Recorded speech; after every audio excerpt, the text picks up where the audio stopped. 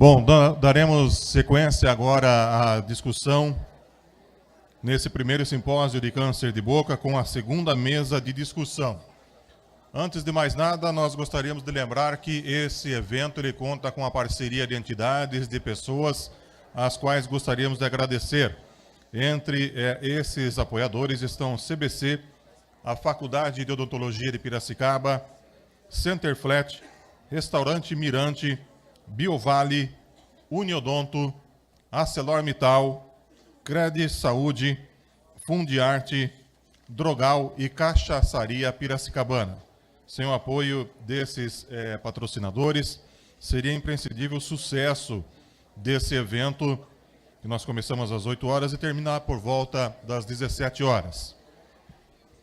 Dando sequência à questão dessa discussão do câncer, vamos agora para a segunda mesa, cujo tema é diagnóstico do câncer bucal. Teremos como moderador, após as apresentações, o Dr. Armando de Barros, que é o coordenador do Departamento de Cirurgia e Traumatologia Bucomaxilofacial da Santa Casa de Piracicaba, secretariado pelo Dr. Rodrigo Gonçalves, especialista em cirurgia bucomaxilo e também membro do Departamento de CTBMF da Santa Casa de Piracicaba. A primeira apresentação será feita pelo Dr. Paulo Afonso de Oliveira Júnior, que pertence também ao Departamento de Cirurgia e Bucomaxilofacial da Santa Casa, cujo tema é anamnese e exame físico da boca e do pescoço. O Dr. Paulo Afonso de Oliveira Júnior possui graduação em odontologia pela Unicamp, residência em odontologia hospitalar pelo Hospital das Clínicas da Faculdade de Medicina da USP, é especialista em cirurgia e traumatologia bucomaxilofacial, professor colaborador do curso de especialização em CTBMF da Unicamp, cirurgião bucomaxilofacial da Santa Casa de Piracicaba desde 1990, mestre em cirurgia e bucomaxilofacial pela FOA Unesp Araçatuba e presidiu também a Sociedade Brasileira de Cirurgia e Traumatologia Bucomaxilofaciais, Sobracibo, no período de 2008 a 2011. Dr. Paulo, 15 minutos para a sua apresentação. Ou melhor, 20 minutos, né? Nós teremos 3 palestrantes, tá? Então, prometo vir assim, 5 minutos depois com a guilhotina na mão, tá? 20 minutos, teremos 3 palestras, 20 minutos para a sua exposição. Uma boa apresentação, Dr. Paulo.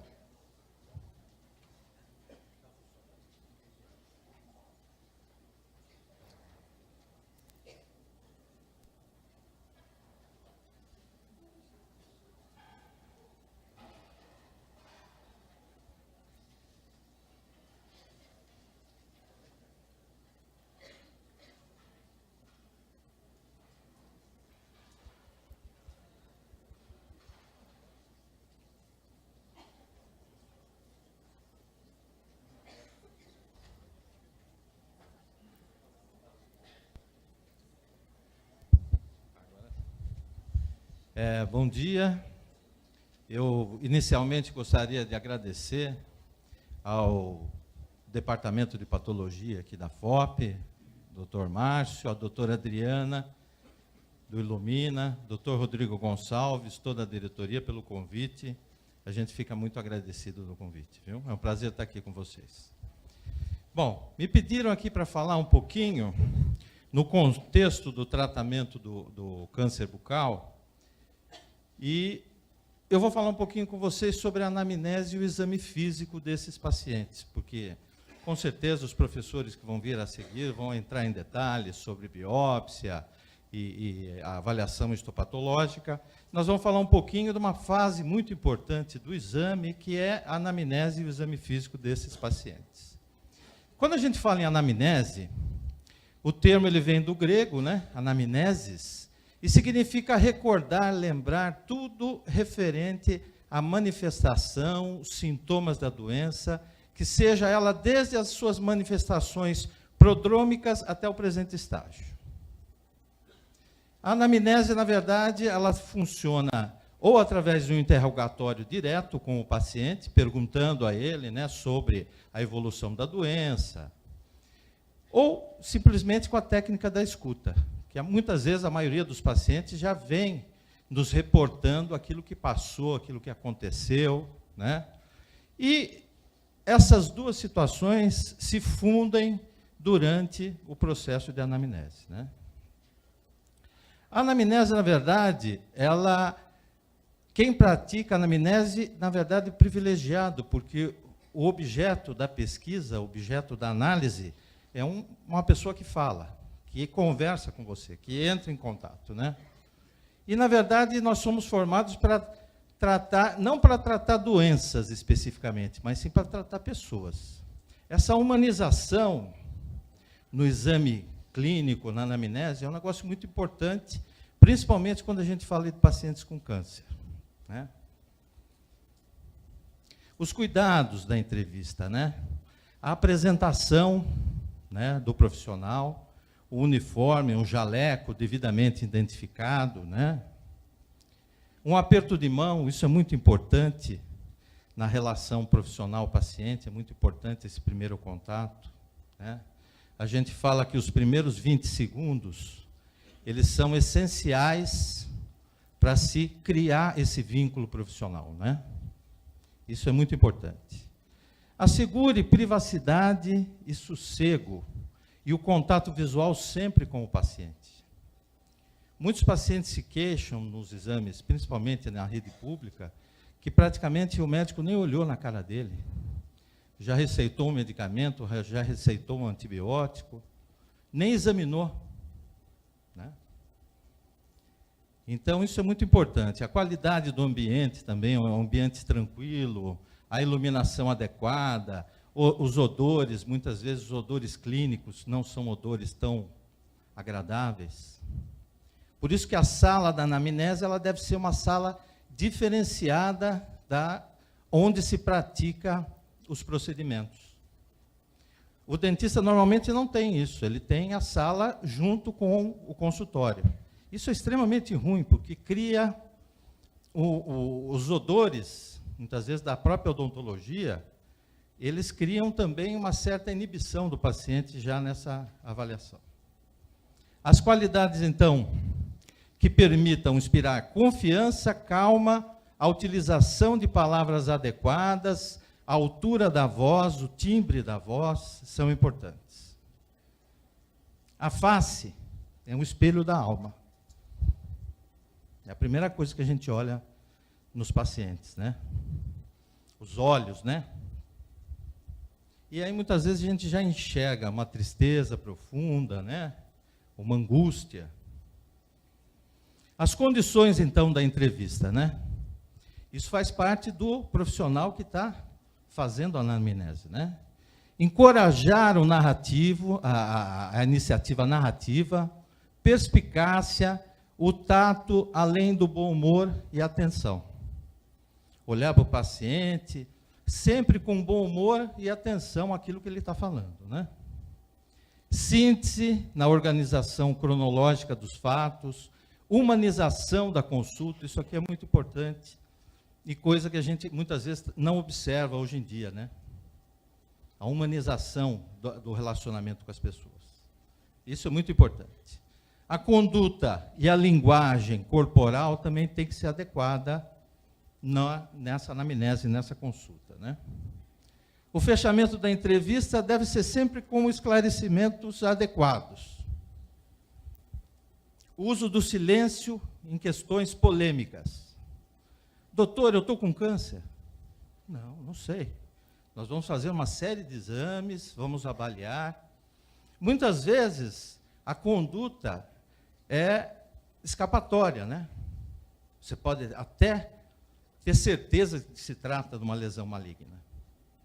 Mas a gente deve ter um cuidado muito grande na hora de passar, na hora de conversar com o paciente. Então, essas coisas na anamnese, esses dados, normalmente a gente acaba não aprendendo muito na faculdade e acaba aprendendo isso na vida, no relacionamento, no atendimento dos pacientes, né? A empatia sempre, né? Desde o momento que não se cria essa empatia com o paciente, fica muito difícil a condução de toda essa anamnese, de toda essa narrativa, né? Explique sempre o próximo passo, né? Você chegou aqui hoje, na próxima consulta nós vamos solicitar um exame, você vai me trazer um exame, ou nós vamos indicar uma biópsia. Isso é muito importante, o paciente saber o que e como está sendo tratado, né? Medicina sem humanidade, ela é incompatível. Estudo, sem estudo é temeridade, e sem moral ela é tenebrosa, né? A moral, a ética, é uma coisa que tem que fazer parte da vida, do dia a dia do profissional, né? Isso é muito importante. A meta principal dos profissionais da área da saúde é o alívio do sofrimento desse paciente, né? Uma das formas mais frequentes de se causar a iatrogenia, muitas vezes é com a palavra. Você está com câncer.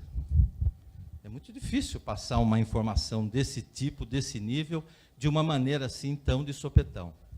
Então, a maneira como falar, a maneira como abordar o paciente, a maneira como conduzir essa anamnese, conduzir todas as etapas, é muito importante. Eu diria que é o mais importante de tudo. O bom profissional, o bom médico, o bom dentista, ele é uma pessoa que tem que saber conduzir essa situação toda, né? Por isso, temos mais que escutar com interesse, inteligência, sensibilidade e falar o necessário. Também não precisa se calar perante o paciente, ficar quieto o tempo todo, né? Você tem que arguir esse paciente, você tem que perguntar aquilo que está acontecendo, quando começou, como começou, mas a gente deve falar o necessário. Muitas vezes, um diagnóstico prematuro, o indivíduo chega com um linfonodo infartado no pescoço, isso aí pode ser um linfoma. Nunca que você pode falar uma coisa dessa para um paciente, nunca. Por mais que isso passe na sua cabeça. Porque você está sendo iatrogênico. Você não tem diagnóstico de nada, como é que você pode confirmar, né? Esse cuidado, então, é muito importante na condução da anamnese. A qualidade do examinador, né? Isso é uma coisa fundamental, né? Isso é fundamental, né? O indivíduo, ele tem que ter uma certa empatia, né?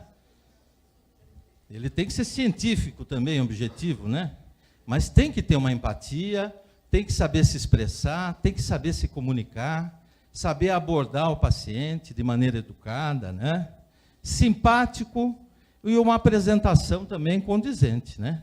Com a gente que trabalha na área de saúde, né? A qualidade, então, conhecimento, habilidade, a atitude perante o paciente, o respeito, a ética, né? Que aqui eu friso novamente a importância disso aqui.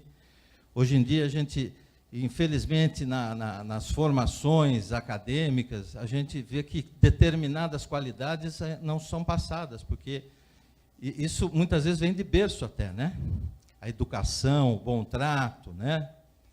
Mas é muito importante a gente sempre reforçar a importância da ética na nossa profissão. A ética com os pacientes, a ética interprofissionais, né?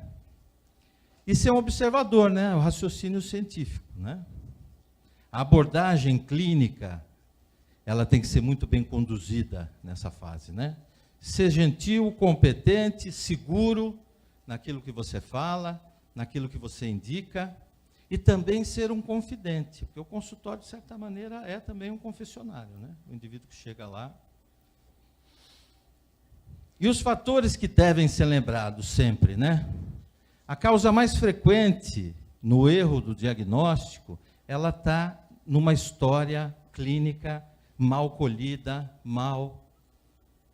às vezes até mal compreendida por parte do examinador, né?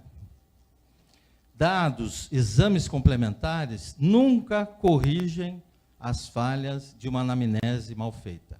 Então, o tempo que a gente tira num processo de anamnese, de exame clínico do paciente, é muito importante, né? Nunca sugestionar o paciente com ideias já pré-concebidas, né?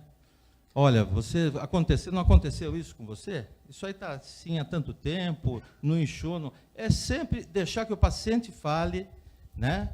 E, às vezes, só complementar o raciocínio no final da frase. Nunca sugestionar, então, né?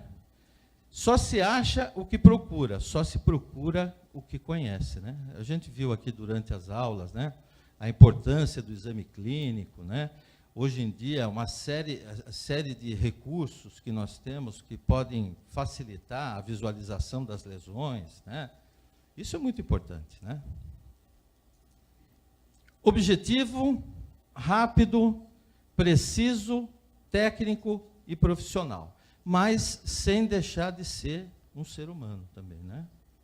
Isso é muito importante, né? Tratar o paciente com dignidade, né? Com honestidade.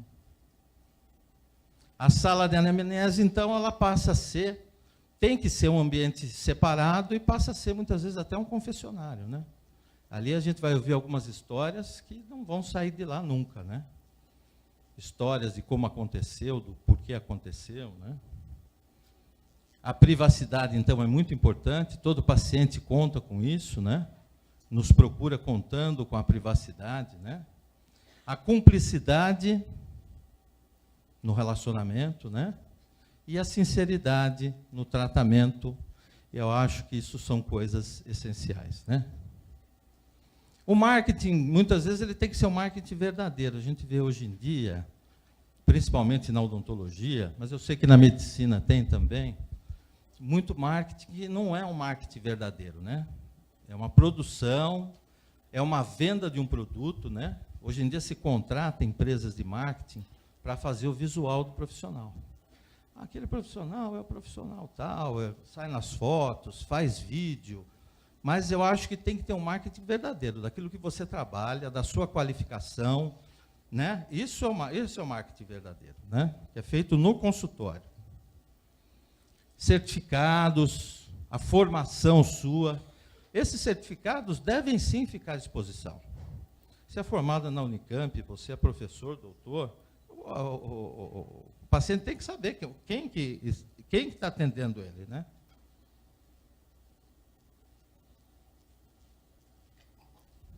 E é muito comum o paciente já chegar no consultório e ficar olhando na parede. Ah, você é formado ali, você fez mestrado aqui. Então, esse tipo de colocação é muito importante, a montagem do consultório, né? Fazer ao próximo aquilo que a gente gostaria que fosse feito a gente, né? Atendimento, né? A conduta profissional, isso aí é muito importante, né? Até a estrutura, o visual, né? O seu consultório, os livros que você mais utiliza, né? A sua vestimenta, a sua identificação, né? A presença de fotos, né? Fotos da família, símbolos religiosos, tudo isso tem muito a ver com a confiança que o paciente vai adquirir na conduta profissional sua, né? Fala, esse indivíduo é um ser humano como eu, né? Tem família, tem filhos, tem esposa, né?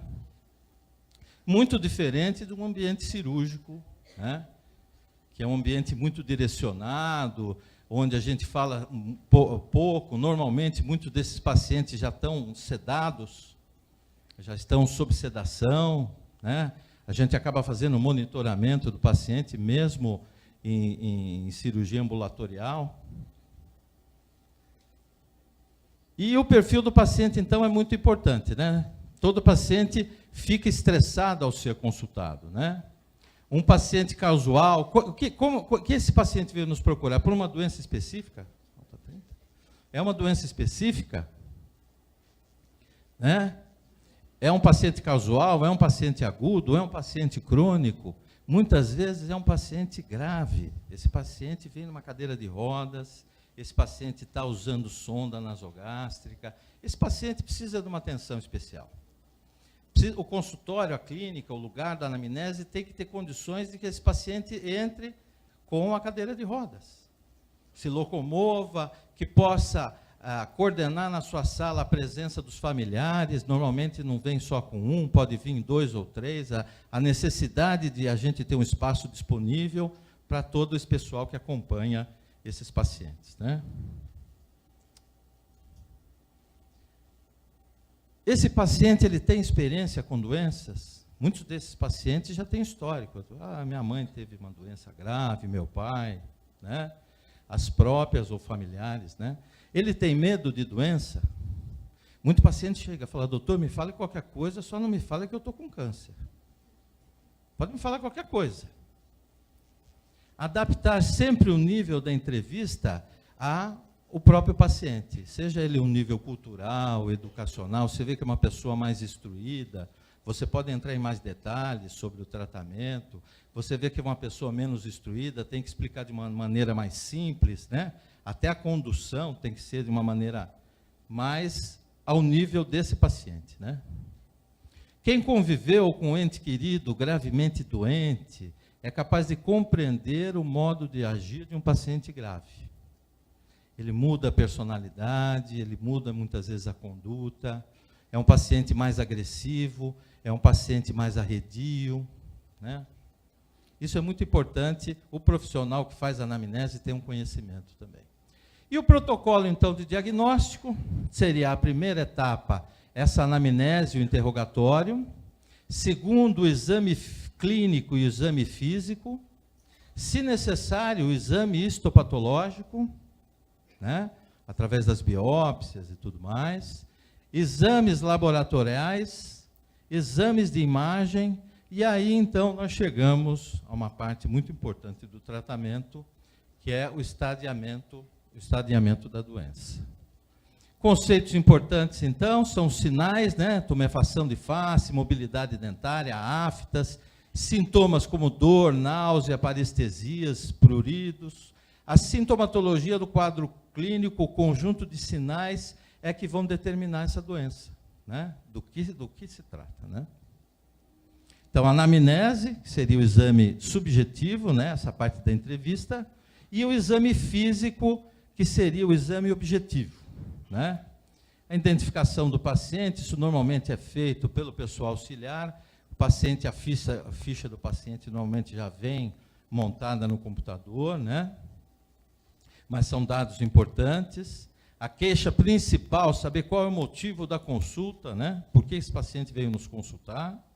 A história da doença atual, tempo de evolução do processo, como eram os sinais e sintomas no início, se algum fato relacionado com o início da doença, e os períodos de exacerbação ou remissão dos sintomas, é importante a gente saber também, né? Os exames, tem alguns pacientes que já vêm, evidentemente, com lesões, que a gente sabe que são lesões patológicas e lesões graves. Muitos pacientes a gente vai determinar através de um exame de imagem, né?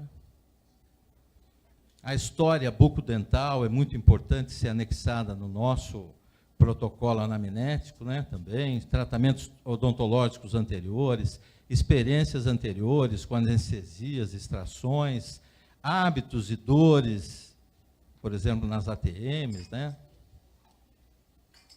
História médica, alguma doença grave, os medicamentos em uso, história de alergia a medicamentos, histórias familiares, distúrbios hemorrágicos.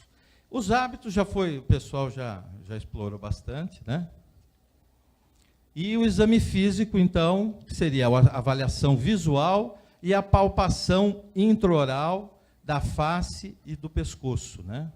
Essa aqui é uma etapa muito importante, né? Palpação da cadeia parotídea, submandibular, submentoniana, júgulo-carotídea, né? O exame dos gânglios cervicais, né? Nós temos uma série de cadeias ganglionares na região de cabeça e pescoço, e as patologias e lesões normalmente drenam, e aí nós vamos observar o infartamento desses gânglios na região, né? Professor, o tempo já se esgotou. Tá.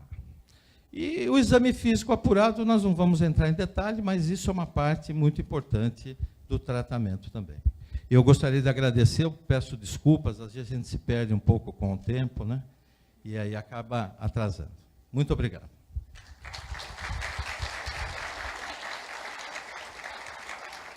Obrigado ao Dr. Paulo Afonso de Oliveira Júnior pela exposição, anamnese e exame físico de boca e do pescoço. Próximo profissional a apresentar-se é o Dr. Márcio Ajudarte Lopes, que vai falar sobre diagnóstico de câncer de boca e lesões precursoras. O Dr. Márcio Ajudarte Lopes possui graduação em odontologia pela Universidade Estadual de Campinas, mestrado e doutorado em biologia patologia bucodental pela Universidade de Campinas, realizou pós-doutorado em Maryland, Estados Unidos, e desde 2006 é professor titular da área de semiologia da Faculdade de Odontologia da Universidade Estadual de Campinas. O doutor Márcio Lopes terá também mais 20 minutos para discorrer a respeito do tema programado.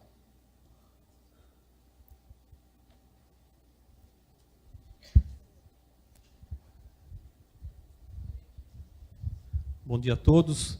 Gostaria de agradecer a oportunidade de estar falando com uma plateia tão seleta, especial aqui na primeira fila, os professores homenageados, particularmente o professor Bozo, que foi meu grande incentivador. No segundo ano de graduação, em 1988, me aceitou como estagiário da patologia, e de lá não saí mais, e participo aqui como professor há 25 anos. Então, uma honra estar participando do professor Bozo aqui na primeira cadeira. A minha parte é diagnóstico de câncer bucal. Eu tenho algumas perguntas. Quando a gente deve suspeitar de câncer bucal? Em que situações a gente deve considerar uma lesão como uma lesão maligna? Como Paulo Afonso disse anteriormente, em algumas situações é muito óbvio que o paciente tem uma lesão importante. Lesões grandes, lesões doloridas, lesões ulceradas, lesões com odor de necrose. Então, nesse cenário, é fácil reconhecer, porque o paciente busca o profissional com algum sofrimento, principalmente dor. Ou aumento de volume, ou sangramento, mobilidade de dentes. Essas lesões têm um tempo de evolução longo. A média no nosso serviço de pacientes com lesões malignas é de 6 meses. Então, do momento que o paciente ou alguém percebeu a lesão até o momento de estabelecimento do diagnóstico, são 6 meses. Por isso, algumas lesões que surgem e demoram mais que 2 semanas, elas devem ser consideradas. Mas nem toda lesão que tem o aspecto de uma lesão agressiva, como nesse caso, uma lesão ulcerada, com centro necrótico, com bordas elevadas, ela vai ser considerada uma lesão maligna. Existem outros aspectos, como o Paulo já falou, mas a gente tem que considerar também o tempo de evolução e algum fator causal. No caso, é uma lesão que lembra uma lesão maligna, mas uma lesão causada por trauma e prótese. Então, o tempo que a lesão persiste, se há algum fator causal, é fundamental para a gente ponderar a possibilidade de ser uma lesão maligna. Por outro lado, em alguns cenários, essa situação não é tão simples assim. Nós temos 2 exemplos de 2 lesões em borda lateral de língua, 2 pacientes na faixa etária de 50 anos, com lesões que lembram, lesões ulceradas, que lembram aqui uma forma triangular, que lembra a cúspide de um dente, e outra lesão embaixo que parece ser causada por trauma dessa coroa. Só que as lesões não mostravam um aspecto causal importante de trauma, os pacientes negavam trauma, e as lesões estavam presentes há mais de 1 mês. Nesse cenário, é fundamental a realização de biópsia. Então, lesões clinicamente muito parecidas, onde após a biópsia, esse caso revelou ser um carcinoma espinocelular, e aqui embaixo uma lesão traumática. Outra questão importante, quais os aspectos clínicos das lesões suspeitas? O aspecto clínico principal de uma lesão ulcerada com bordas elevadas, com necrose central, como mostram essas 2 imagens com 2 pacientes distintos, um com carcinoma de assoalho e outro com carcinoma em palato mole. Eventualmente, o paciente vem com manifestação no pescoço, com metástase cervical. E às vezes até dor de ouvido, que é a dor reflexa da metástase. Por outro lado, a identificação de lesões não é tão simples também em casos iniciais, onde as lesões são assintomáticas. O paciente não queixa de dor. E é importante nós, profissionais, reconhecermos essas lesões. São lesões, muitas vezes, em locais de difícil visualização, que o paciente não percebe, e lesões pequenas e assintomáticas.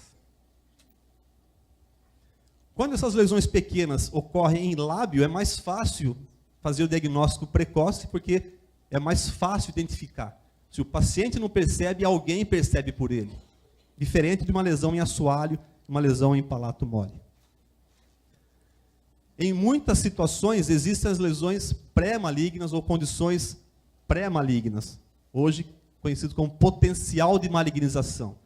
No lábio, são conhecidas como queilite actínica. São áreas brancas ou vermelhas, eventualmente áreas ulceradas, e que a distinção entre pele e vermelhão de lábio não é nítida. No aspecto intraoral, tem as leucoplasias, são as manchas brancas, as eritroplasias e o misto de leuco-eritroplasia, são as lesões pré-malignas. Porém, em algumas situações, como já foi comentado anteriormente, essas lesões pré-malignas, geralmente brancas ou vermelhas, já são, nesse momento, um carcinoma. Então, essas lesões elas devem ser biopsiadas. E aí o grande desafio, onde fazer a biópsia dessas lesões? Nesse caso, o paciente tinha uma lesão branca envolvendo praticamente todo o assoalho bucal, e nessa pequena área que a biópsia revelou ser um carcinoma em fase inicial. Uma paciente mulher, não fumante, não consumidora de bebida alcoólica. Esse é um outro caso de uma lesão branca bem discreta que poderia ser confundido com trauma de mordida, onde biópsia nessa área revelou ser um carcinoma espinocelular em fase inicial. Como já foi comentado antes também, eventualmente o carcinoma não tem um aspecto clínico nítido, evidente e característico. Aqui nós temos dois pacientes distintos. Após biópsia, nessa lesão, o diagnóstico foi de líquen plano, que é uma lesão bilateral, que se assemelha muito com essa mancha branca reticular, na mesma região, só que unilateral, e aqui após biópsia também foi, de uma maneira surpreendente, o diagnóstico de carcinoma espinocelular. Outros dois exemplos com características clínicas muito parecidas, em cima, hiperqueratose por trauma, e aqui uma lesão muito semelhante, que após a biópsia revelou ser um carcinoma espinocelular. Então, várias situações, o paciente vem com lesão branca, em fase final de planejamento protético sobre implante, lesão branca que já, nesse momento, era carcinoma espinocelular. Então, a gente tem que ficar atento que as lesões assintomáticas, as lesões brancas, elas podem não causar problema, mas muitas vezes, nesse momento, já é um carcinoma. Então, as lesões que estão persistindo mais de 2 semanas, sem causa aparente, elas devem ser avaliadas com muita cautela. Aqui, outro paciente também em reabilitação protética sobre implante, onde mostrava um carcinoma adjacente ao provisório. Esses 3 exemplos ilustram muito bem isso. São lesões brancas e vermelhas. Do ponto de vista clínico, sem considerarmos outras informações, são muito parecidas. No entanto, a história, como o Paulo Afonso comentou anteriormente, são diferentes. As lesões têm tempo de evolução diferente, têm manifestações em locais diferentes. E após biópsia, aqui um carcinoma espinocelular, aqui um líquen plano e aqui um pênfigo. Mas olhando friamente, as imagens são muito parecidas. Ainda existe manifestação clínica do carcinoma como lesões exofíticas. Então, aqui 2 exemplos, aqui de uma lesão periférica de células gigantes, e aqui de uma forma surpreendente também revelou ser um carcinoma espinocelular. São manifestações atípicas. Outros 2 exemplos mostrando um carcinoma exofítico e uma hiperplasia fibrosa inflamatória. Lesões muito parecidas, com um diagnóstico completamente diferente. Então, se olharmos simplesmente a lesão e acharmos que ela não tem um potencial de invasão, de destruição, nós não podemos desprezar a possibilidade de ser carcinoma. Que essas lesões, com esse aspecto, são lesões avançadas, ou nós vamos perder a possibilidade do diagnóstico precoce. Outro aspecto importante que a gente deve questionar é que se existe um perfil clínico para os pacientes com câncer de boca. Como já foi comentado antes, no passado existia um aspecto muito próximo do paciente com câncer, que geralmente eram homens com idade acima de 50 anos, fumantes, consumidores de bebida alcoólica destilada. Esse era o perfil clínico clássico. Nos últimos anos, isso vem mudando. Hoje a gente tem câncer em pacientes jovens, com idade jovens para câncer de boca é inferior a 40 anos, não fumantes, não consumidores de bebida alcoólica. Então, sem fator de risco. Essas fotos já foram mostradas anteriormente.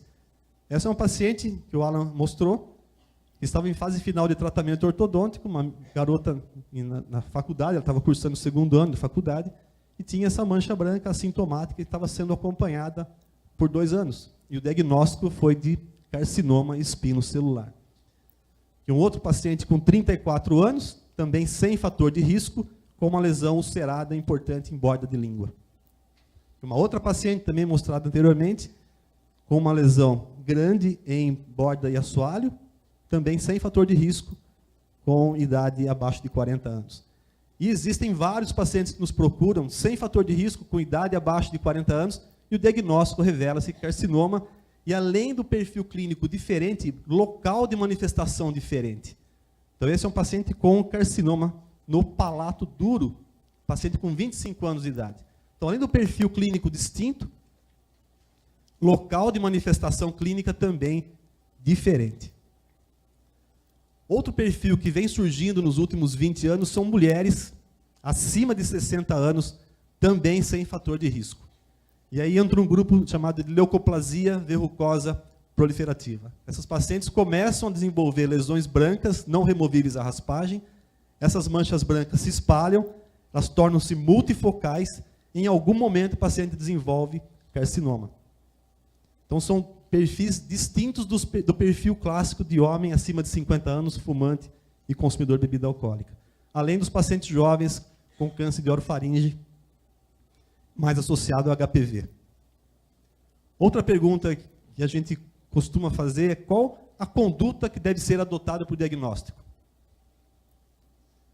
A principal conduta, o padrão ouro para o diagnóstico de câncer de boca é a biópsia, de preferência incisional, remover parte da lesão. Porque a lesão que fique sirva de referência para o tratamento que vai ser realizado posteriormente. É importante saber onde fazer a biópsia e quando fazer a biópsia. Então, o procedimento em si da biópsia é um procedimento simples, mas saber qual o melhor local para fazer a biópsia não é tão simples assim. Por isso já foi comentado anteriormente que existem algumas técnicas que podem contribuir para a identificação de qual a melhor área para a biópsia.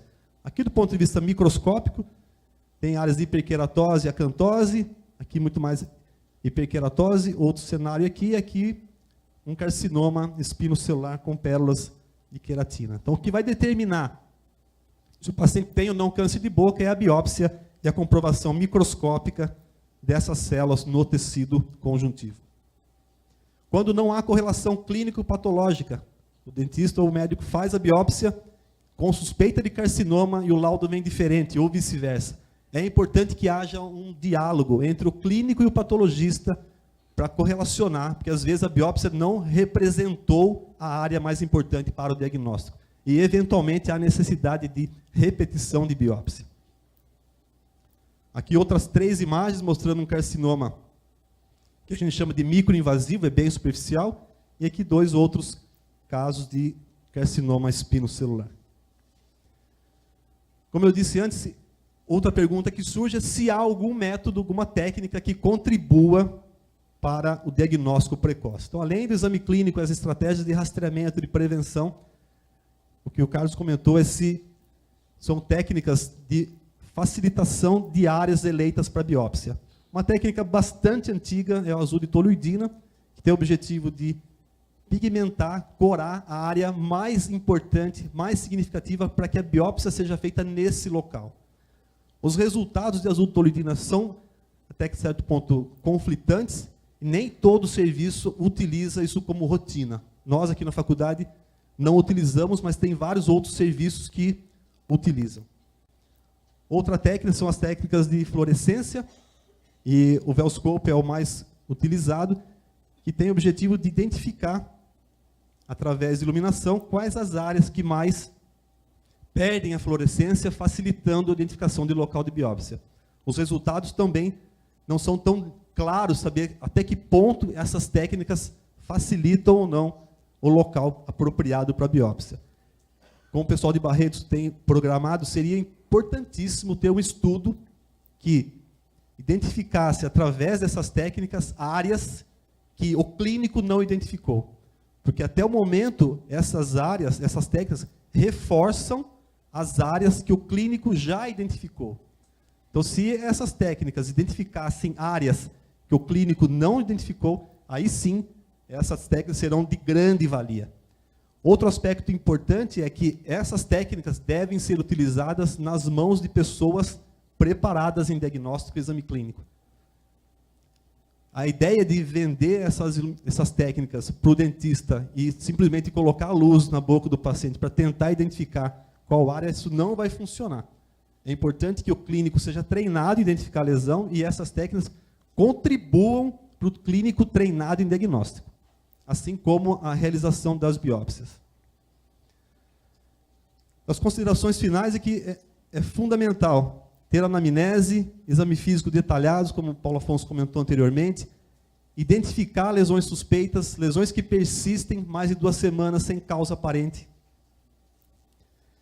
realizar biópsia nas lesões suspeitas e fazer uma correlação clínico-patológica. Se o laudo veio diferente da suspeita, discuta com o patologista.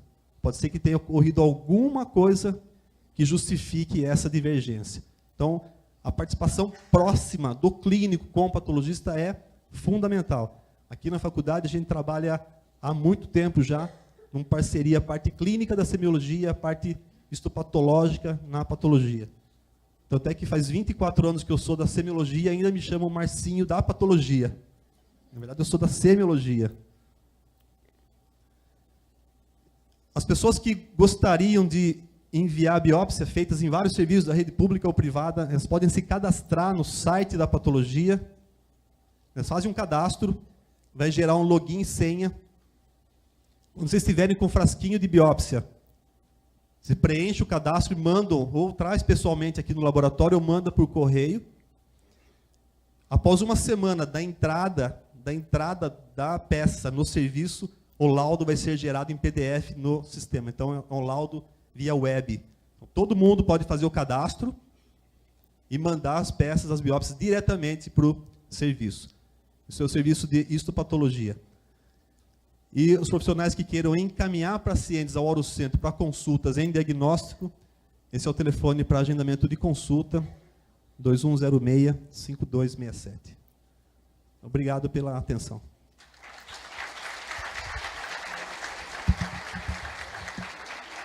Bom, o professor Márcio pode já ir para a Olimpíada, né? Chegou ao fim 3 minutos antes do previsto aí.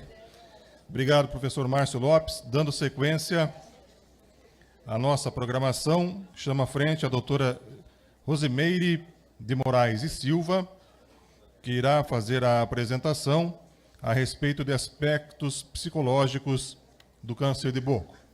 A doutora Rosimeire Pinto de Moraes e Silva é especialista em psicologia psicossomática e há 6 anos está à frente do Departamento de Psicologia e da coordenação da equipe multidisciplinar com ênfase no acolhimento humanizado, tanto do paciente quanto dos seus familiares, na Associação Ilumina.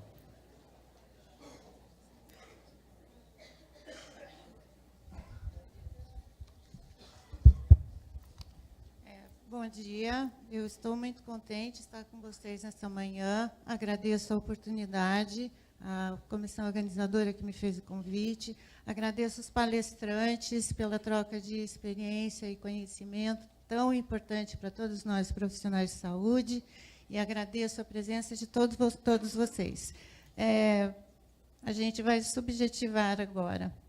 Todos os palestrantes falaram tecnicamente, concretamente, e eu vou entrar num plano subjetivo do acolhimento do paciente pós-diagnóstico.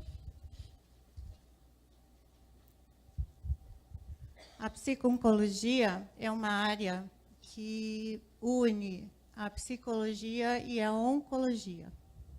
Ela cuida do paciente imediatamente pós-diagnóstico e estuda também os fatores de influência da manifestação, do desenvolvimento, tratamento e reabilitação do paciente com câncer.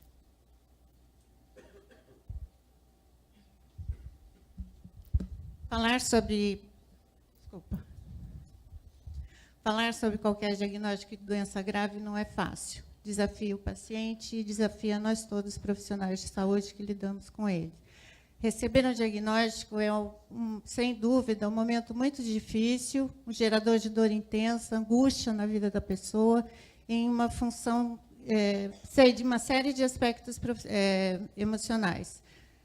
Vale dizer que quando o paciente recebe um diagnóstico, seja da forma que for, e esse diagnóstico, via de regra, dado por um médico, ele precisa ser acolhido porque ele perde o chão. Toda a vida que ele conhece fica em branco. Tá? Ele, na sua estrutura familiar, profissional, social, ele fica comprometido completamente. Ele não sabe o que vai acontecer no futuro, como vai acontecer, por que vai acontecer, e ele não sabe, normalmente, nada sobre a doença que ele conhece portar. A ruptura na forma habitual de vida, a incerteza e insegurança de futuro e o caminho de um tratamento incerto, doloroso e prolongado, mais a possibilidade da morte, leva a pessoa a um estado de crise e de fragilidade emocional, vamos considerar esperado. Né? Ninguém consegue ter um diagnóstico que pode levá-lo à morte e ficar tranquilo, falar tudo bem. Né? O psicólogo tem o compromisso de acolher o paciente imediatamente após o diagnóstico. Ele vai dar suporte, vai dar apoio para tudo mais que vem pós-diagnóstico, todos os tratamentos, falar sobre todas as angústias. O doutor Afonso foi muito feliz em mencionar a postura dos profissionais que lidam com esses pacientes, a sinceridade, o carinho, tá? Porque o próprio sintoma, a própria doença começa a contar a história desse paciente. E a história desse paciente é muito importante para que ele consiga ressignificar e entender por que essa doença apareceu na vida dele, comprometendo a própria vida.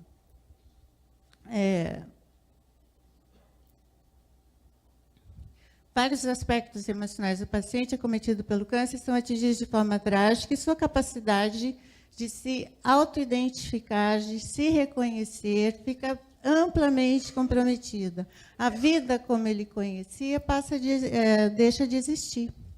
Então, ele não se reconhece mais, tendo 20, 30, 40, 50 anos, pós um diagnóstico de doença grave. Imagine o câncer, imagine um câncer de boca, imagine um câncer na região de cabeça e pescoço.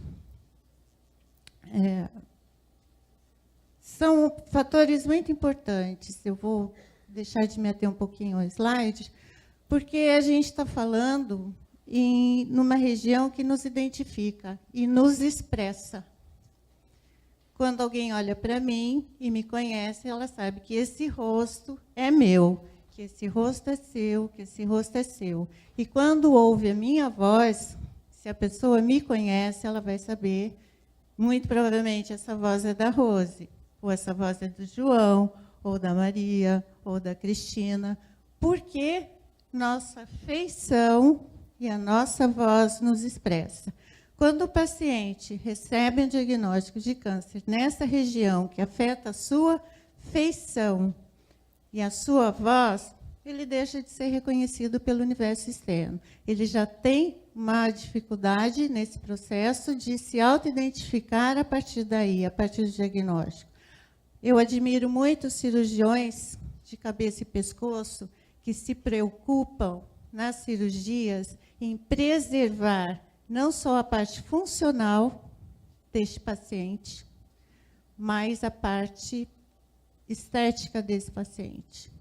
Porque, muitas vezes, a cirurgia é tão abrangente que ele não consegue mais se reconhecer no espelho ele não sabe mais quem ele é, o que ele vai fazer da vida, como vai fazer, como vão ficar os seus familiares, seus filhos, seu trabalho, a sua capacidade de ser o mantenedor de uma família, por exemplo, ou a sua capacidade de amar os seres tão amados que circundam a vida dele.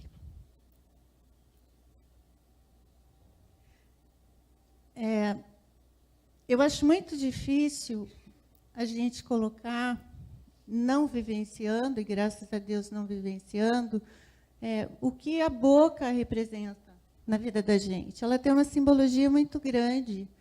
Com ela, a boca recebe todas as informações que a gente tem, sejam concretas, como alimento concreto, mas de informações emocionais que a gente pode rejeitar ou não.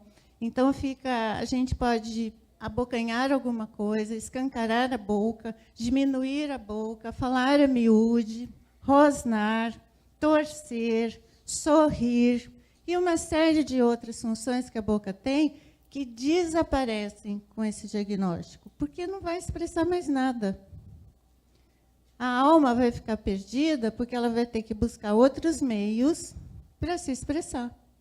E vamos considerar também que esse sintoma, essa doença, muito provavelmente só apareceu nesta região porque a alma não conseguiu se expressar, como todos os outros sintomas de doenças graves.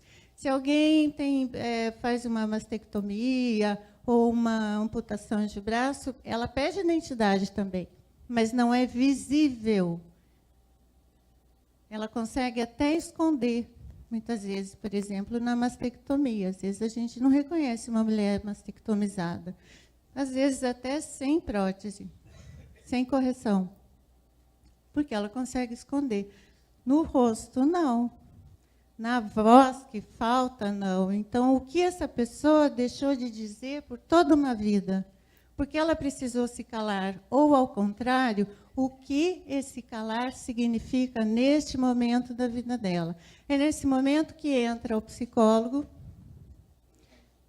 sempre ajudado pela equipe toda multidisciplinar, incluindo, obviamente, os médicos, para ajudá-lo a ressignificar a vida, descobrindo um sentido possível para que ele compreenda esse sintoma, compreenda essa doença e possa seguir em frente, apesar dos desafios que ele tem pela frente. Todos nós temos mecanismos de defesa.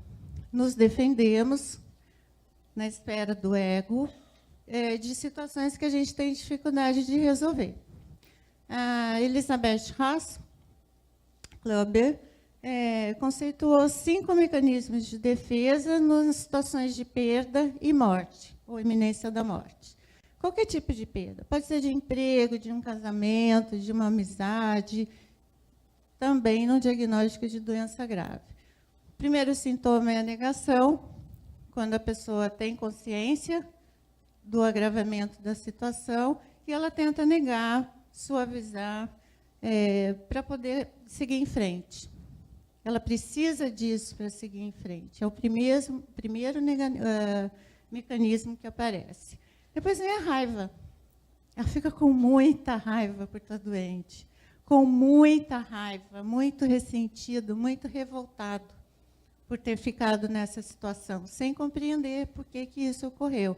Também a gente entra aí para investigar quais os fatores que puderam levá-lo, inclusive alimentares, de estilo de vida, além dos emocionais, a esse diagnóstico tão grave. Depois vem a barganha, é quando a pessoa não consegue mais negar a doença, o seu estado, essa nova realidade, já sentiu raiva, então ela vai barganhar, ela vai rezar, ela vai fazer promessa, ela vai chegar a Deus. Se nunca chegou, esse é o momento. Então, ela vai tentar suavizar esse momento da vida dela e vai ser bonzinho com todo mundo, porque se for muito raivoso e muito agressivo com o entorno, né, Deus não vai conceder a graça que ele está pedindo, né? Então, ele fica muito bonzinho nesse momento. Daí vem a depressão. não tem mais o que fazer, né? Já negou, já sentiu raiva, já fez a barganha com Deus, né? Está lá em compasso de espera, mas as coisas, a doença continua evoluindo, os tratamentos continuam exigentes, vai deprimir, vai se esconder, vai dificultar o acesso, porque a vida como ele conhecia deixou de existir. Ele vai se recolher, ele vai repensar, ele vai silenciar. E daí ele vai aceitar.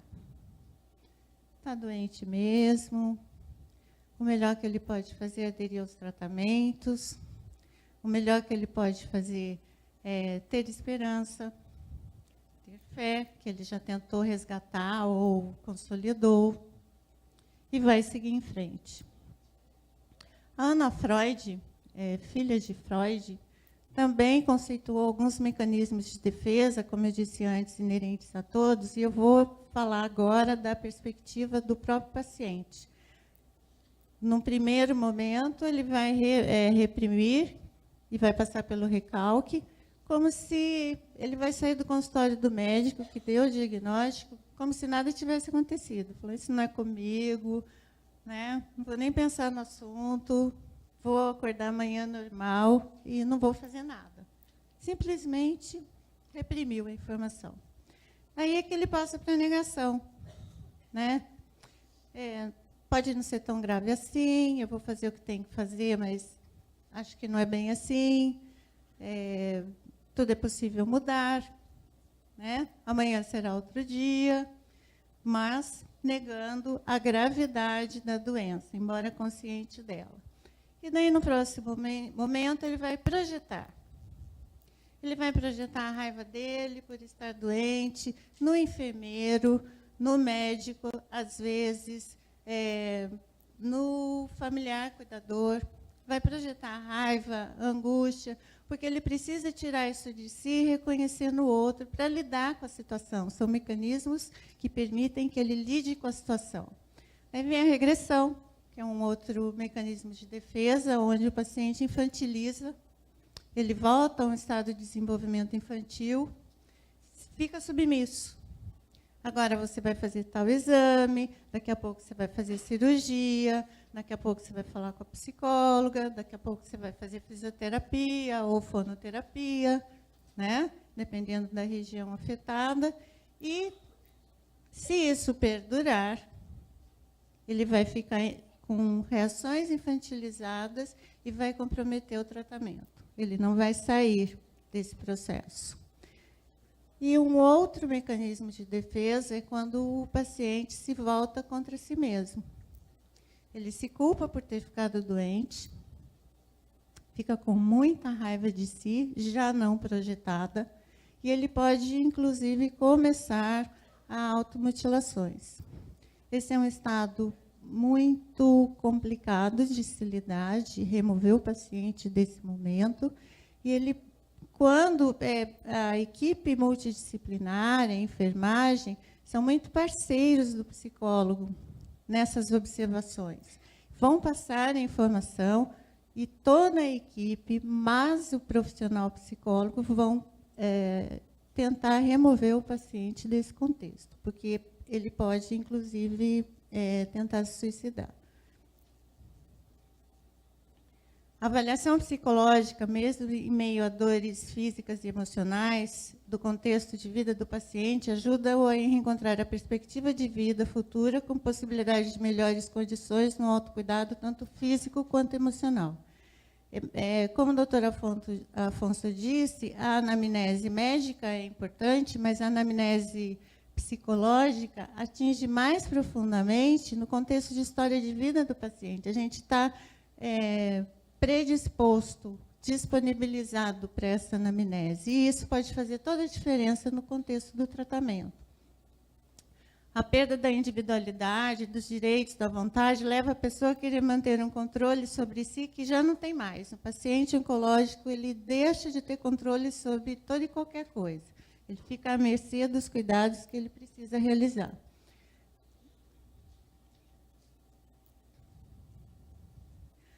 em relação ao câncer de boca, o possível comprometimento da comunicação verbal, como eu já disse, mesmo que temporária, ou da imagem facial, toca nas referências, na história, na identidade do paciente. Surgem nesta demanda novos desafios e questões complexas que exigem reorganização e reestruturação da comunicação com o meio externo e da autoimagem afetada. O acolhimento do psicólogo conduz o paciente aderente a um processo de cura e ao reencontrar-se.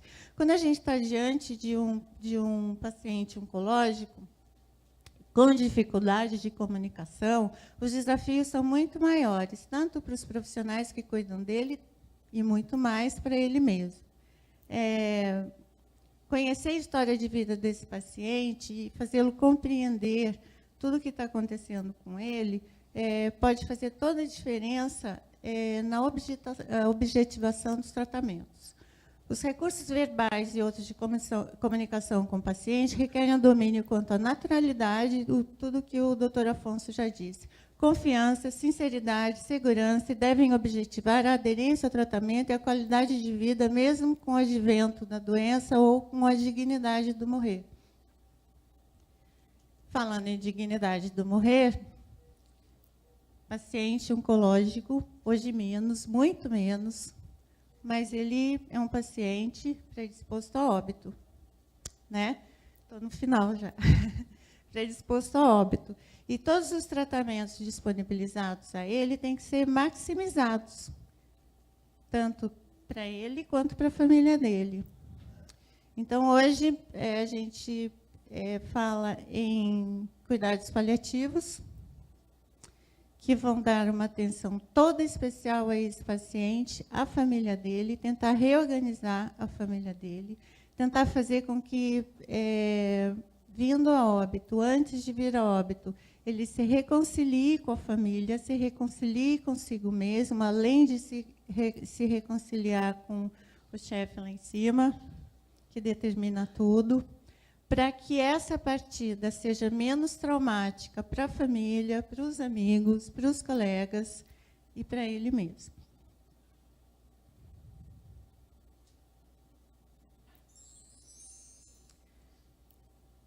Antes de finalizar, eu gostaria de dizer para todos vocês que a psico-oncologia trabalha em conjunto com toda uma equipe. E é muito importante, no paciente oncológico, seja em qualquer área, que a gente faça os estudos de caso, que a gente discuta caso a caso.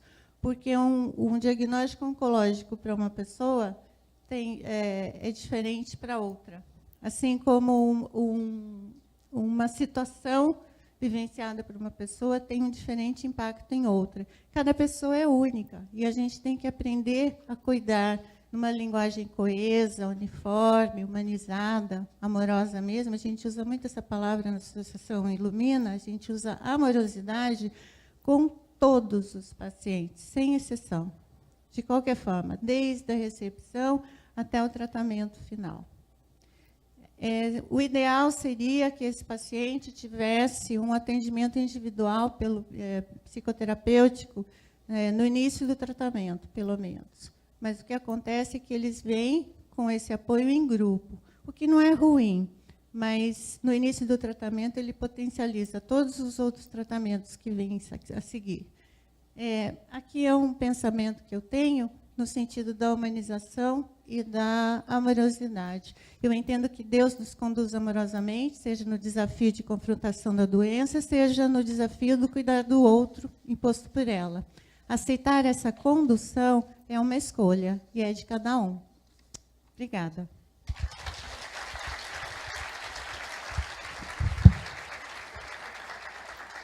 Muito obrigado à doutora Rosimeire. Nós solicitamos à técnica que recolha agora o telão, né, para que formemos a mesa de discussão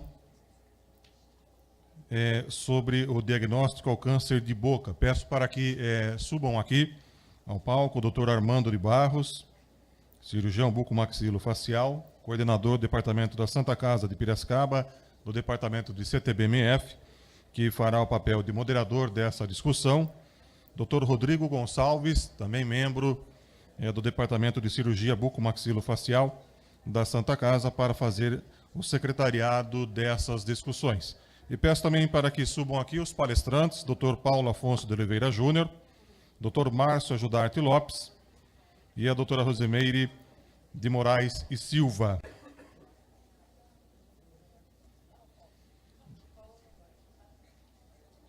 Doutora Adriana Brasil, 15 para o meio-dia. Pela programação, seriam 30 minutos de discussão. Tem condição? 15 minutos de discussão? Tesoura está afiada hoje, viu? Fique tranquila. 15 minutos de discussão, então, portanto, para que a gente encerre esse primeiro período ao meio-dia, tá? Vamos tentar ser pontual.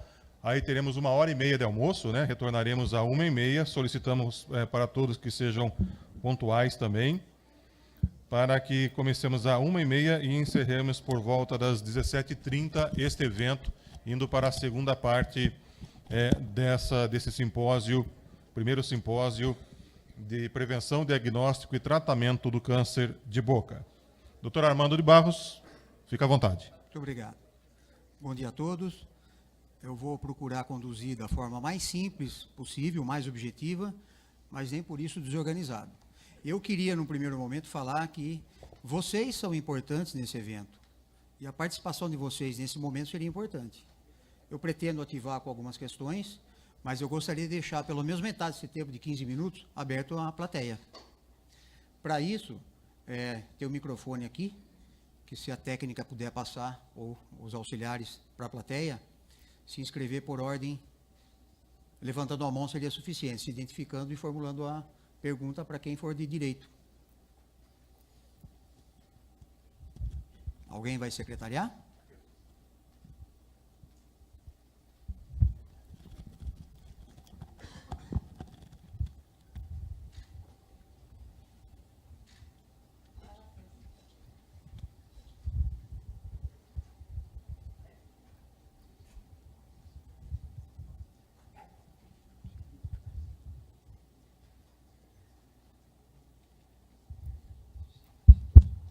Oi, bom dia. Toda a minha admiração para os professores da FOP, pelo trabalho que é feito aqui em nossa universidade.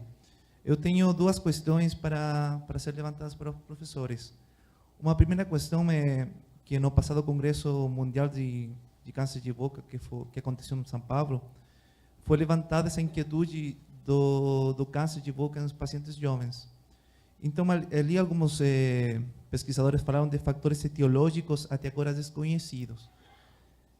Eu me lembro que essa semana eu cheguei um artigo que estava falando de alteração no DNA a partir de citologia exfoliativa de pacientes jovens, pacientes do ensino médio, que eles moravam e não moravam em cidades que têm contaminação no ar. Então, foi interessante que os pesquisadores falaram e mostraram que tem uma associação estatística forte entre essas jovens que moravam numa cidade contaminada versus que não. Citologia exfoliativa oral. Então, eu gostaria se alguns dos professores poderia discorrer um pouco nisso dos fatores etiológicos até agora desconhecidos. E uma segunda questão tem que ver com a psicologia, com oncologia. A pirâmide de Maslow modificada, ela fala que um dos principais objetivos a conquistar pelo ser humano é o sentido da transcendência e da estética. Então, nesse sentido, o câncer de boca pode ser que não seja o câncer top no mundo, tanto em mortalidade como incidência ou prognóstico. Mas eu acredito que ele poderia ser um dos principais em quanto a afetar a qualidade de vida dos pacientes. Eu fiquei procurando alguma investigação que falara de um ranqueamento dos cânceres baseado na qualidade de vida e afetação psicológica dos pacientes, mas até agora não tem um artigo publicado nesse sentido. Então, eu gostaria da opinião também da professora Rosimeire nesse sentido. Obrigado. Pela ordem, entendo que a primeira pergunta seria direcionada ao Dr. Márcio e depois para a doutora Rosimeire. Quando se fala em câncer de jovens, quando se fala em não tem fator de risco conhecido, é que eles não são totalmente aceitos. Mas existem inúmeras pesquisas sendo realizadas nesse aspecto. O que está comprovado e aceito é a participação do HPV, mas em orofaringe, não em boca. Em boca tem inúmeros trabalhos, inclusive a tese de doutorado do Alan, que está aí na sua frente, que ele apresentou alguns dados. Nós fizemos um estudo colaborativo internacional em várias instituições e nós mostramos que os pacientes jovens tinham mais ploidia de DNA, uma suscetibilidade genética de desenvolver câncer. Mas é um trabalho experimental e uma casuística, apesar de ser multicêntrica, uma casuística relativamente pequena para afirmar alguma coisa que possa ser colocada do ponto de vista prático. Então, de novo, tem o HPV em orofaringe, isso eu aceito já. Em boca, ainda não, mas existem muitas pesquisas sendo desenvolvidas. Com relação à citologia, a citologia é um exame de triagem, também do ponto de vista experimental, tem várias coisas que estão sendo identificadas, mas do ponto de vista prático, nada é eficaz. Porque a citologia para a boca funciona um pouco diferente da citologia de colo uterino, que é bem aceita e bem conduzida há décadas. Quando se faz citologia, o Papa Nicolau para colo de útero, identifica atipia celular e direciona para a biópsia no ponto mais específico. Tentou-se extrapolar isso para a boca, isso na década de 70, mas até agora essa aceitação em citologia para diagnóstico de boca, mas do ponto de vista experimental, ainda não tem nada prático clínico. Ainda o padrão ouro é identificar a lesão suspeita e realizar a biópsia de preferência incisional.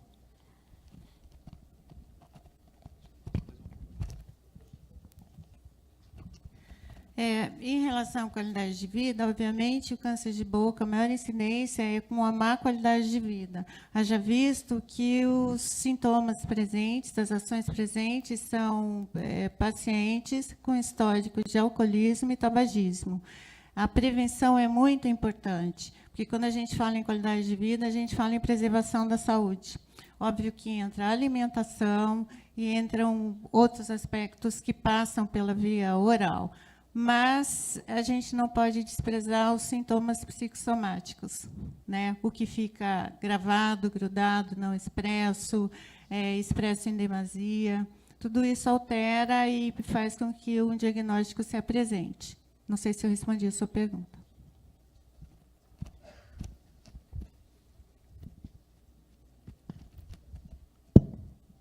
Bom dia a todos. Meu nome é Flávio Gripe, eu sou cirurgião de cabeça e pescoço lá de Campinas, trabalho lá na Unicamp e temos, então, alguma experiência com câncer de boca, onde a gente trata muitos pacientes por lá, inclusive muitos vindos com o diagnóstico de vocês.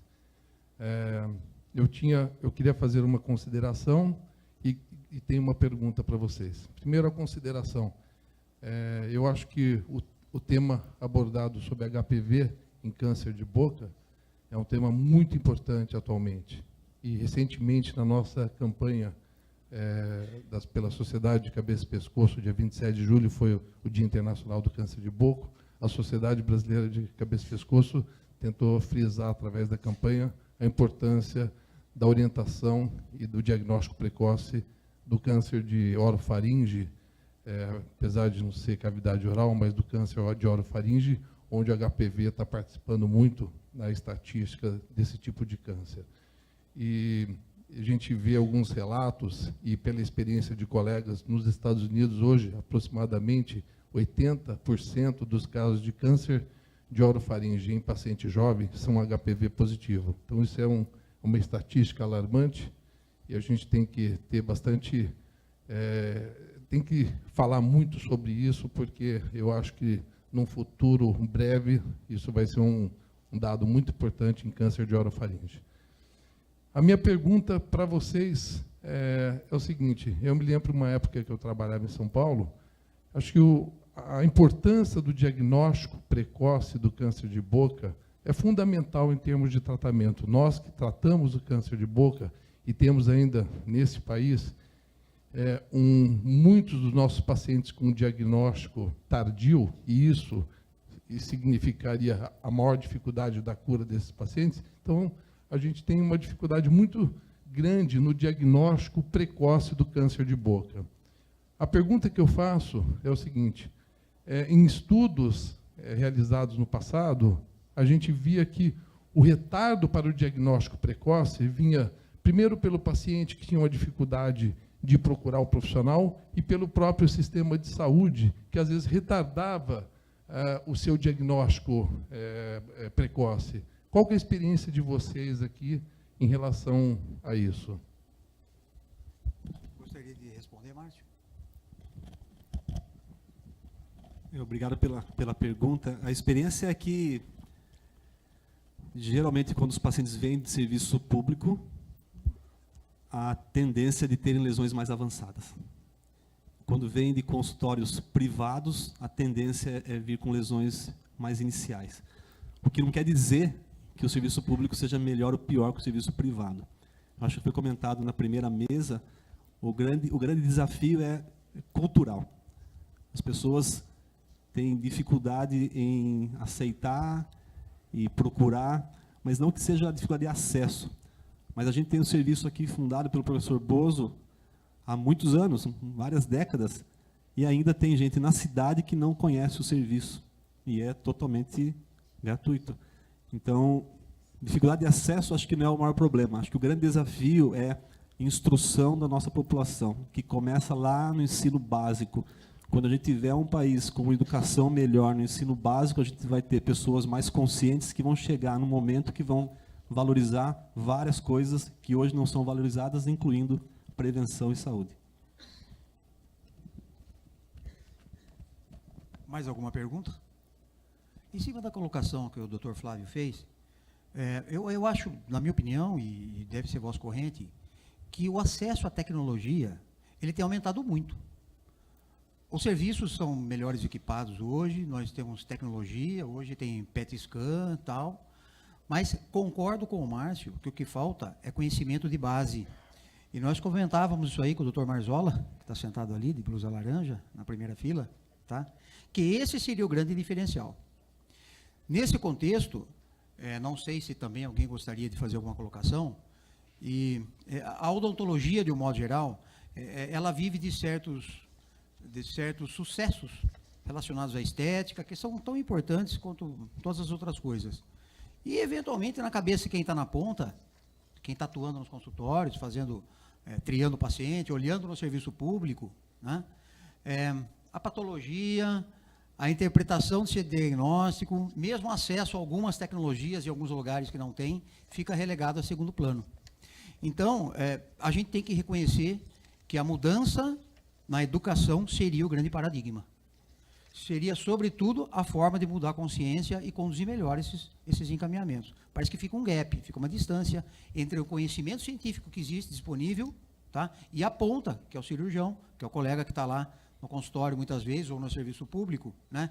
Ele sabe o que é PET scan. Queria até fazer um parênteses aqui, que para os dentistas, a ANS já há 5 anos, mais ou menos, liberou e determina legalmente a obrigatoriedade dos planos de saúde oferecerem, disponibilizarem as solicitações para os dentistas também.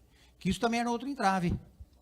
Não é? Eu acho que desde 2010, qualquer coisa assim, a lei determina que os planos médicos acolham as nossas solicitações. Inclusive exames sofisticados, cintilografia, né? E mesmo a PET, que pelo jeito, pelo que eu entendo, pelo que eu ouço, são tecnologias que nos grandes centros estão disponíveis. Não sei se isso vem de encontro à colocação do doutor.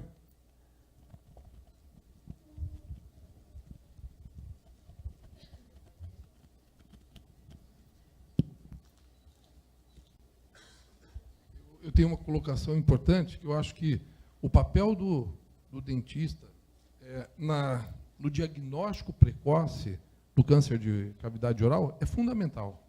Fundamental. E isso, a gente sempre procura divulgar isso, porque nós recebemos o encaminhamento, mas eu tenho certeza que a partir do momento que se melhora essa educação, se melhora essa orientação, se melhora essa preocupação em todos os níveis, em todos os aspectos, da importância do diagnóstico precoce do câncer de boca, nós vamos melhorar muito a taxa de cura dos nossos pacientes, com certeza. E isso a gente vê muito porque os pacientes com câncer inicial, um T1, um T2, um estadiamento T1 e T2, eles têm uma chance de cura excelente. Já os pacientes com câncer avançado, a taxa de cura cai muito. Então, acho que isso é um aspecto muito importante, e a participação dos dentistas é fundamental. E só para vocês terem uma ideia, nós, na nossa campanha do câncer de cabeça e pescoço, a de julho, inclusive convidamos o pessoal da FOP, foram alguns alunos daqui para lá para ajudar na nossa campanha. Então, acho que a gente está tentando mostrar isso para todo mundo. Muito importante. Existem algumas iniciativas, ainda que isoladas, do próprio Conselho de Classe, distribuindo cartilhas educativas e instrutivas. Isso está disponível também para a classe odontológica em geral. Né? A cooperativa Uniodonto, em parceria com a Ilumina, nós fazemos algumas campanhas educativas, parecidas com o que é feito lá até em Barretos, né? Com unidade móvel e tudo mais. A semente está plantada, mas precisa fazer a planta crescer, evidentemente. Antes de finalizar, eu gostaria de fazer uma pergunta ao Márcio. Não sei se o Paulo também gostaria de ajudar na resposta. Você já falou, e nós temos conhecimento do padrão ouro, né, no diagnóstico do câncer de boca, mas eu queria saber se evoluiu um pouquinho os conceitos em cima da aspiração por agulha fina. E essa escova, o pincel, que hoje se cita, né, na literatura internacional, principalmente, como um método diagnóstico que, ainda que não preciso, né, não é o padrão ouro, a gente sabe, mas se isso são tecnologias disponíveis na ponta, nos serviços que prestam atendimento à população, inclusive no serviço público, né? Com relação à punção aspirativa por agulha fina, são indicadas em lesões profundas, nodulares, na nossa área, região de cabeça e pescoço, para linfonodos cervicais, principalmente em tumores de glândulas salivares maiores.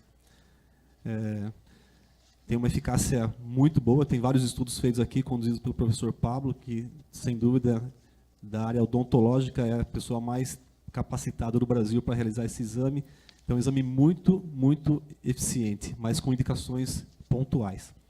Com relação à biópsia por escova, que foi idealizado nos Estados Unidos, que é chamado de brush biopsy, fizeram um estudo grande com todas as faculdades de odontologia, isso há cerca de 15 anos, e publicaram na JADA esse estudo.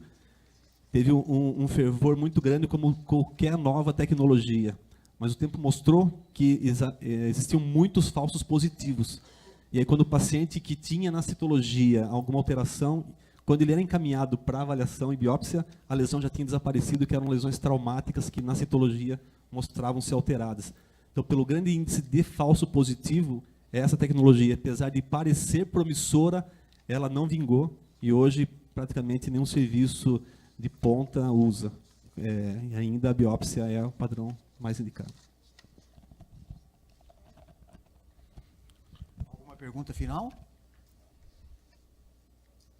Então, com isso, encerramos as atividades desta manhã. Nós gostaríamos apenas, antes de finalizar esse período, agradecer a presença do Jornal de Piracicaba, através do repórter fotográfico Marcelo Germano, e da Gazeta de Piracicaba, através do repórter fotográfico Cristiano Dil, que vieram aí fazer a cobertura e com certeza estamparão amanhã nos respectivos matutinos a cobertura desse evento. Eu solicito que compareçam aqui à frente a Raquel Kobayashi, a Ângela Ali e a Tatiana Macul, para fazer a entrega do certificado e dos presentes, né, dos mimos, aos palestrantes e também ao moderador e ao seu secretário.